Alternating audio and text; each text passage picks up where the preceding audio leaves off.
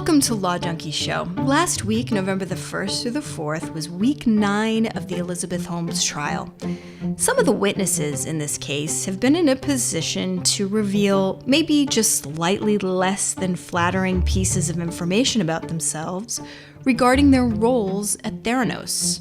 For example, take Dr. Lynette Sawyer, who worked as the lab director for 6 months without ever meeting Elizabeth Holmes or stepping foot in the lab she was hired to oversee. Now, some might say, well, she was only there 6 months before she quit and realized something was off.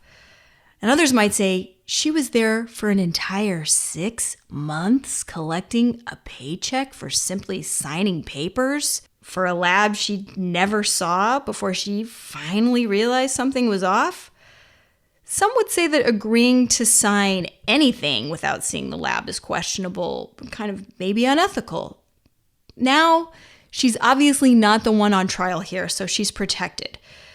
That means if in the future she believed she was not hired for a position, or let's say she thinks she was let go of a position due to what she divulged on the stand, could she take legal action?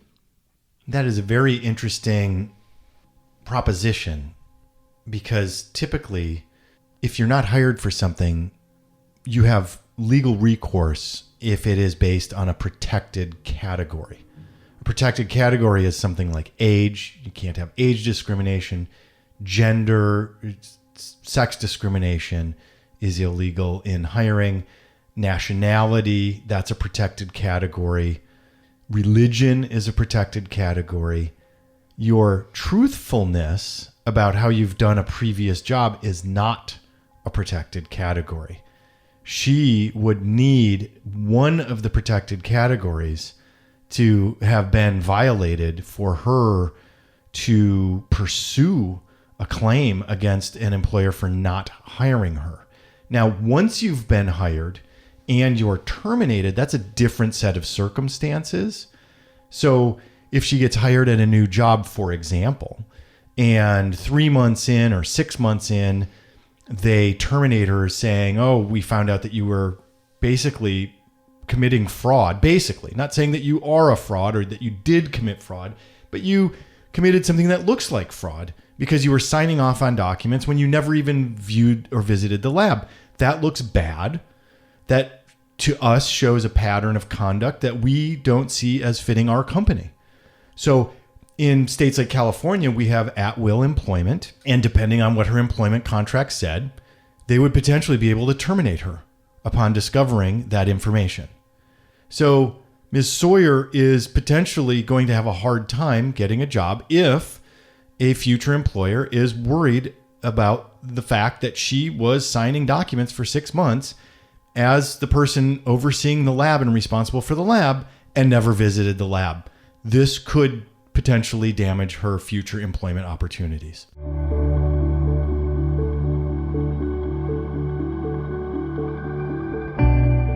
Roger Parloff is the American journalist who wrote the Fortune magazine article about Elizabeth Holmes and Theranos that was so glowing, some investors say the article greatly influenced their decision to get on board investing with Theranos. For the record, Parloff would eventually write an article entitled, How Theranos Misled Me. Ahead of Roger Parloff taking the stand, the defense asked that he turn over his notes from the original article about Theranos. Now, wouldn't that be protected by the First Amendment?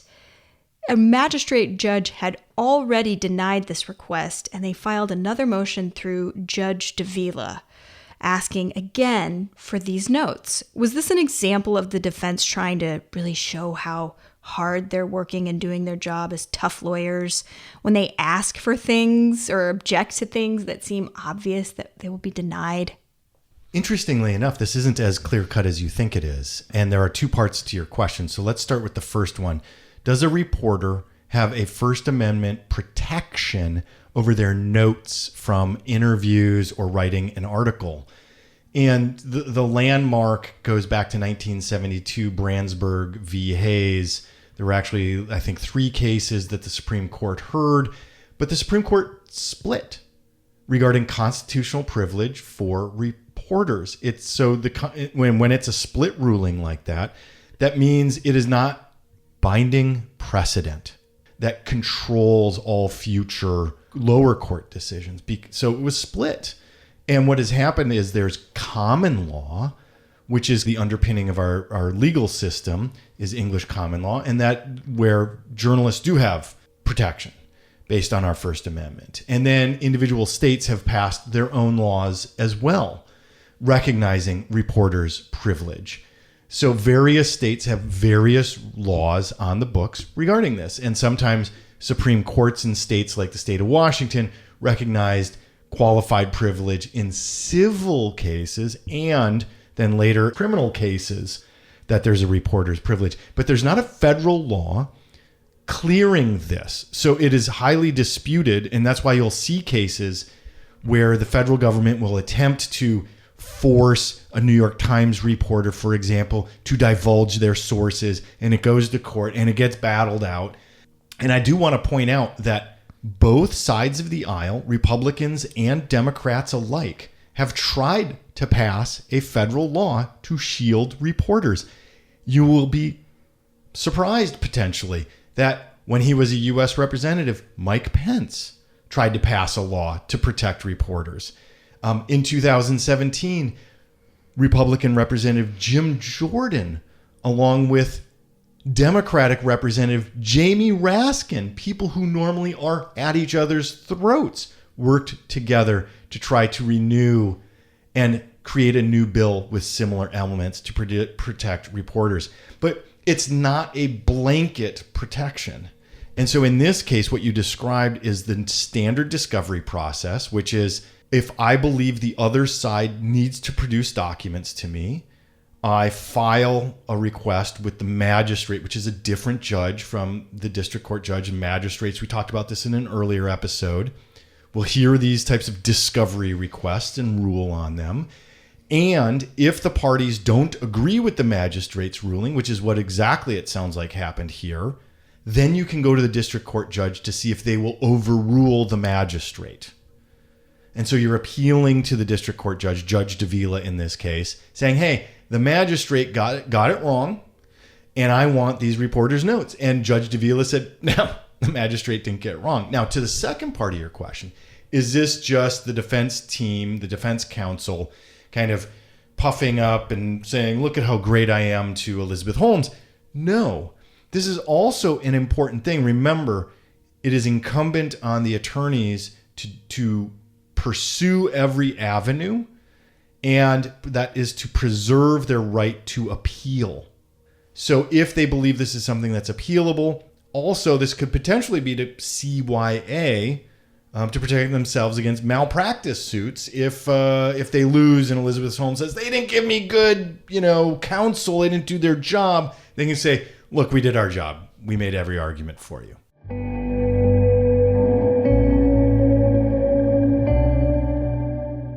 A witness for the prosecution, referred to in court by the initials BB, was scheduled to take the stand on Thursday, November the 4th. This witness, BB, was a patient of Theranos who had received puzzling results from his Theranos lab blood test. We did not hear from this witness for the prosecution after all. Why? The prosecution?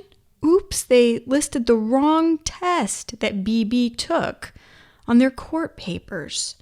What happened here? But also, why isn't this slight error easy to fix and just move on? It sounds like barely worse than a typo. And while, yes, this does look bad for the government, and yes, they did already lose the Theranos database information, but why is this enough to derail having this witness testify? This is the judge's domain. So Judge Davila is in control of this, and it is his discretion to allow modifications to things like a witness list. If the basis for calling the witness, we don't have full visibility, by the way, into exactly what was ruled on here and what the justification was for the ruling. We just don't know. So we're speculating a bit here. I'm speculating a bit here. If it's just that BB was supposed to testify and it was based on they took a pregnancy test versus a vitamin D deficiency test, you would normally think that would be something that the judge would say, look, we're going to let that go and you can still call BB to the stand. But it could be something that was much bigger, where the prosecution said, well, BB took a pregnancy test and it said negative, and she tested and she really was pregnant, and it caused all these problems because of it. But oops, no, BB just had a vitamin D deficiency test that had no bearing on BB's, outcome in life in any way, shape, or form. We don't know that. But often for minor errors, judges will let that slide and say that's okay. My understanding is that, well, first of all, BB is a male. But additionally, it looks like what they were arguing is it was a specific kind of blood count test, or a specific blood test. So there are several different kinds of blood tests, and he took one, but they listed another. So understandable mistake, I guess. I mean, it's annoying. They should have done better. But at the same time, do you think that warrants this comment from the defense that they don't even understand their own case? She said that they don't even understand their own case. Well, would you go that far?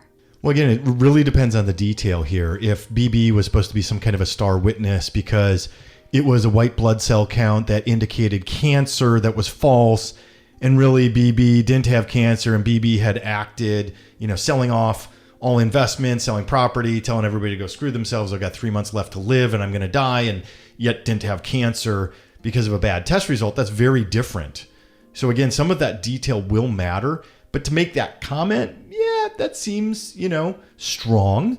And Judge Davila will let counsel know typically if they're going too far, and we'll say, counsel, strike that, whatever. That is the judge, though. So this seems like it was significant enough that Judge Davila wouldn't have just said, hey, look, that was an error. Resubmit the paperwork and BB can testify. So this seems like it was a big enough deal that the prosecution messed up that Judge Davila is like, nope, now BB's not going to testify. That seems pretty significant. How do they recover from this again? Well, they recover because they have dozens of other witnesses. And so remember, now it's going to matter. If you're charging Elizabeth Holmes, which she has been charged with wire fraud against patients, then I have to have patients who are testifying to the fraud that allegedly was committed. And if this keeps happening with other patient witnesses for the prosecution, it will be a problem. If there are 23 other cases of patients testifying, one going away might not be a big deal. Apparently, this ruling imperils one of the 12 charges brought against Elizabeth Holmes. Oh, that would be the wire fraud against patients then, if it imperils one. We did hear from Daniel Mosley last week, the estate lawyer for former Secretary of State Henry Kissinger, who vetted Theranos for investing and also invested $6 million of his own personal dollars. The judge in this case, Judge Edward Davila, suggested to the defense, specifically Lance Wade, that they were just taking too long to question the prosecution's witnesses. I mean, essentially, the prosecution was getting in there and asking the questions and moving on. But it seemed the defense was really dragging it out and taking their time, to the annoyance of Judge Davila. This is a highly competent defense. Therefore, it's not likely that taking a long time is due to inefficiency on their part. So what's the strategy here? Yeah, this is definitely a strategy. And the strategy is to confuse the jury. It is truly I'm going to ask a lot of questions that seem extraneous, and that's why Judge Davila is probably right to say, look, you're going to have to do a better job of getting to the point. What are you doing here, counsel?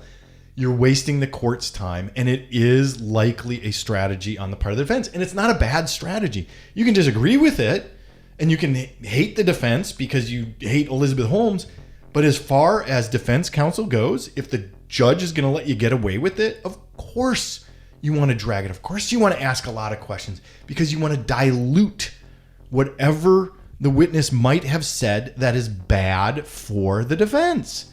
And so it is absolutely a strategy to confuse, to dilute, to obfuscate the issues at hand to make it seem like it's not beyond a reasonable doubt that the prosecution has presented evidence on all of the elements of the alleged crimes against Elizabeth Holmes. Any idea how this became a strategy? Did somebody research psychology or the human attention span, or how being overloaded with information affects the ability to make decisions? How did this become a thing? I don't know the history of it, but I will say that there's likely a jury consultant who definitely has a background in, well, definitely, I would strongly assume has a background in psychology and is talking about, wow, this is a 13-week case. There's so much overwhelming information. How do I make it so much? There is indication or studies that have shown that excessive amounts of information will cause people to lose belief in their conviction, for example. And we know this from propaganda and gaslighting and all these other techniques that are used in other parts of life, that those things do work. So likely a jury consultant, very likely a jury consultant, and or just the experience of the defense counsel, having worked with many different juries over the years and on complex cases, they also don't necessarily need a jury consultant if they already know this and believe it to be true. If they are working with people like a psychologist and a jury consultant who understands human behavior, could they take it one step further and actually work with a professional who could teach the defense how to plant hypnotic suggestions to the jury? Would that be legal and or ethical? I'm not aware of a law against using suggestive techniques with a jury. Whether or not it's ethical, I would suggest it's probably not ethical, because you're supposed to use the evidence and the testimony to convince the jury one way or the other. However, I would suggest that there is significant amounts of psychology and NLP that is employed, because if you're on the defense, your job is to protect your client and to give a vigorous defense and advocate in the strongest way that is legally possible for your client. And that is, and especially in a criminal case, you're talking about taking away somebody's liberty, and our system is set up, and we have a Sixth Amendment to our Constitution protecting your rights when you're charged with a criminal offense and the government can put you away. So legally, I don't know of anything against it. Ethically, I think people would argue that it's maybe not ethical, but I think that's up to the individual. Thank you for listening to Law Junkies Show. Please subscribe to us on Apple Podcasts and on YouTube. Write us a review on Apple Podcasts if you like what you hear. Follow us on social media. We're on all the platforms, and visit us at lawjunkieshow.com. You can send us a message there on the contact form or at info@lawjunkieshow.com. We love your suggestions, your comments, your questions, and your ideas for upcoming episodes. Disclaimer: Law Junkies Show, including its guests and hosts, are not giving out legal advice, but discussing general legal issues. Law Junkies Show does not guarantee that the legal issues discussed are fully accurate, and it's not specific to whatever legal issues you may be experiencing. None of this advice is to be acted upon in your situation. Please seek legal advice from a licensed attorney in your jurisdiction for your individual legal matter.